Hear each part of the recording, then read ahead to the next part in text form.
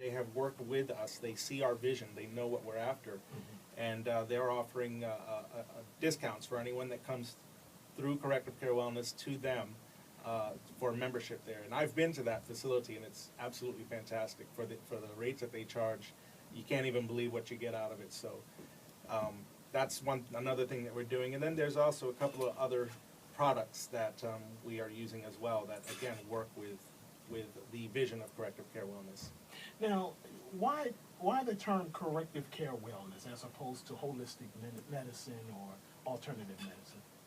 Corrective care has been a term that's been evolving over the course of my 16 years of doing this.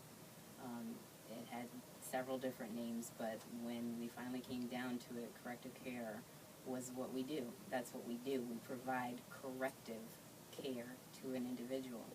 If they do it as it's outlined, as we talk about, and understanding that each person is an individual. I mean, if we talk to you about your blood type and you're an O blood type, the next O blood type is not going to be able to do everything exactly the way that you did. So the work that we do is very individualized. We work with our clients hand in hand. We don't tell them this is what you need to do, that's what you need to do. We explain to them the things that may work for them, and then they make the choices as to how they're going to handle themselves. And if they come back to us and they say, well, this worked for me, then we might be able to pass that information on to another O blood type. Now, so you are supportive of efforts to bolster people's health needs with holistic medicine as well as conventional medicine. Definitely. Right. Okay. Now, how do you interpret the almost suspicion or disdain that some folks actually have in the conventional medical field toward alternative medicine? There seems to be some disdain toward this effort. Well, it's a long history. Starting back when, I'm not really sure because I don't remember dates very well, but I mean, starting back with the American Medical Association way back when, the doctors used to go into homes and they treated people with herbs, they treated them with diet, and all of a sudden you have a lot that comes into it with pharmaceuticals and so on and so forth, and any way you look at it, a lot of it comes down to money. Yeah. It comes down to money. And people don't want to say that, but that's where it is. It comes down to money. You spend more money on your drugs, the drug industry makes more money, and it's all legal.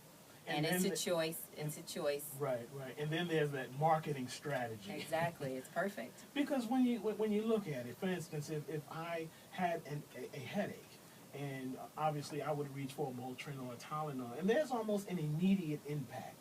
How do you juxtapose the immediate impact from traditional medicine with something from alternative or holistic medicine?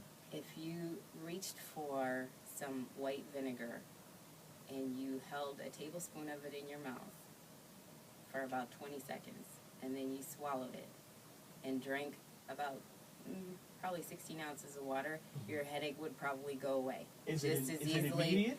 It's almost as immediate as Motrin with less of the side effects. Headaches, they have to do, and this is, again, where we educate people, is the fact that people don't understand that headaches are not just an entity in and of themselves, something going on in your head. A headache generally goes back to something that's going on in the gut.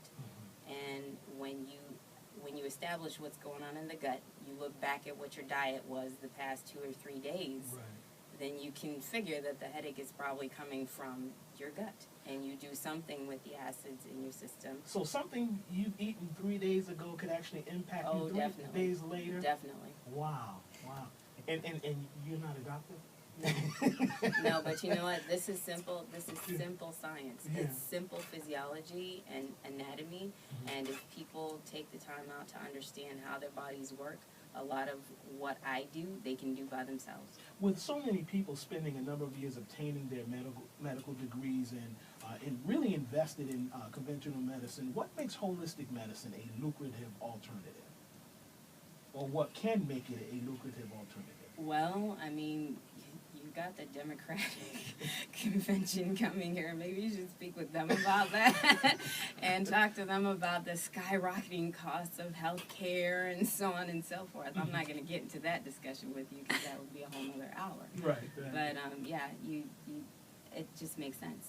Vince, talk a little bit about some of the products that are available, that's on the market, that would have an immediate impact on individuals. Because again, I would love to get away from the my blood pressure pills. I just would love to get rid of it, but I don't know those alternatives. Talk a little bit about some of the products that will enable me to deal with that issue. Well, you know, that's the thing. A lot of the products that are available are stuff that you already do know about. You just don't know what they do, and you're not taking them in the volumes and quantities that you need. But what we have found, Ms. Spencer and I have found so far with dealing with clients, is that the trace minerals is something that is a little more uncommon and something that people really need to be educated on.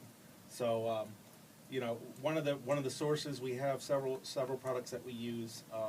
One of them is Youngevity.com. I don't know if you've ever heard of Youngevity, but that is founded by Dr. Wallach, and we have personally had conversations with him and have been able to get some direction and advice on getting those trace minerals and utilizing them in the proper volumes.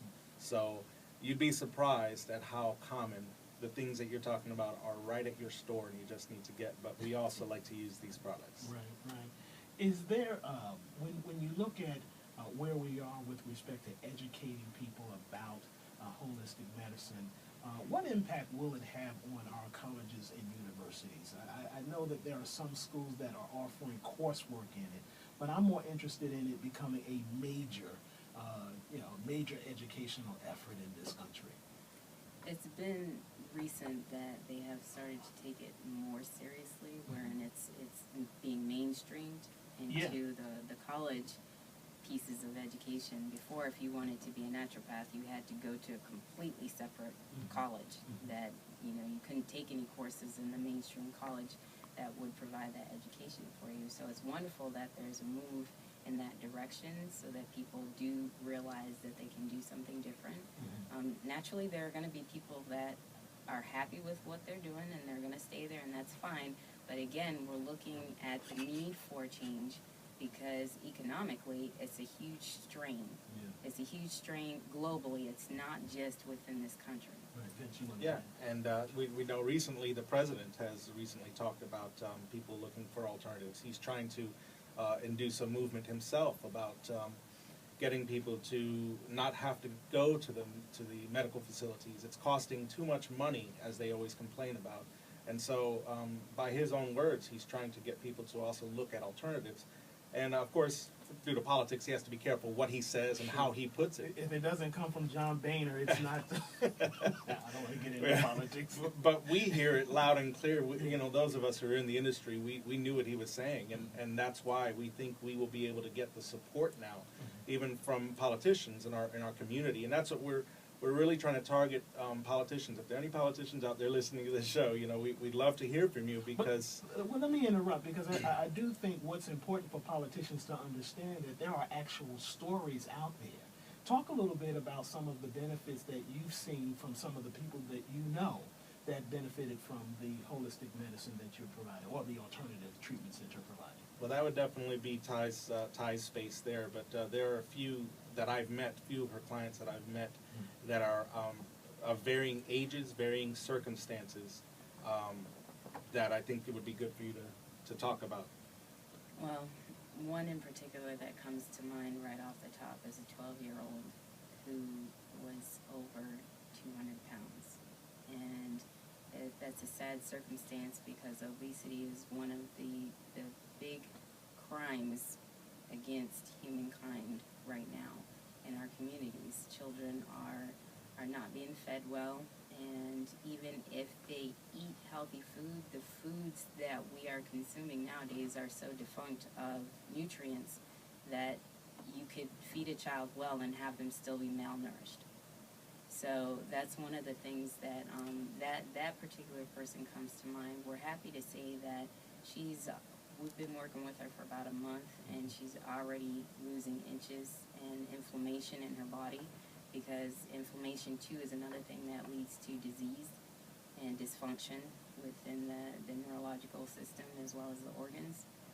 And so that's a really powerful statement to what it is that we're doing right now. Is there an effort on your part, because one of the things that you mentioned in terms of the food that we're eating, it is cheaper. You know, you can walk into a grocery store and you're buying processed meats and processed foods, and it's so cheap. But unfortunately, the health benefits of vegetables, fresh fruits and vegetables, it's more expensive. Why? What's going on with that? Why is that the case? I don't know why that's the case. Is that a political issue? That's a case you need to bring up with the establishment. It makes no sense to me why fresh grown, when we have farms here in this state that grow food, why our food should be so expensive when it's not coming from long distances. It doesn't have to go through the processing that everything else does, so it doesn't pass through so many hands that you have to pay these people. It doesn't make a bit of sense to me why our fresh food is not cheaper. And Mrs. Obama has been lambasted by her political rivals about promoting fresh fruits and vegetables and healthy eating. And I think that should be the mantra of any politician. I mean, particularly if the costs for conventional medicine is so high. You would think promoting these kinds of better eating would be something that they would be advocating. Come stand on the soapbox with us. Yeah, and that's the problem here is, again, it goes full circle, the subject of the money. Whenever money's involved, corruption is involved. I mean, you may not want to hear me call it corruption, but bottom line is that's what's happening. Is it's taking advantage of the people, and the marketing spends millions, billions, just to get people to want to grab your McDonald's, go and grab your hamburgers, go and grab your tacos. We have just about a couple of minutes left. Well, I just wanted to say quickly, our second movie, which is Food Matters. They touch on that very much, the political aspects of the food market and so on and so forth, so people should be very interested in seeing that. Do you see a day where holistic medicine would be wholly embraced by hospitals? One day that hospitals and universities will be built specifically for holistic medicine? One of my favorite songs was by John Lennon. Imagine. That would be wonderful. Yeah, yeah. Any other thoughts about it while we close out the show? Well, there have been some attempts at trying to introduce maybe alternative medicine in the hospitals. I know that for a fact. My mother had been seeing a doctor for a long time, and I inquired on her behalf if there is alternatives, and they told us there is, and I can't remember the name of the program, but they do have one. And it was interesting because when we got to go to that appointment, they still were telling her that she needed to stay on her medication. So, you know, maybe they're pointing their feet in the right direction, but I don't feel that they've taken a step in that right direction. But it's a start, so that's a good thing. Yeah, I think with Harvard and Yale and Johns Hopkins offering at least coursework, that one day it will emerge into major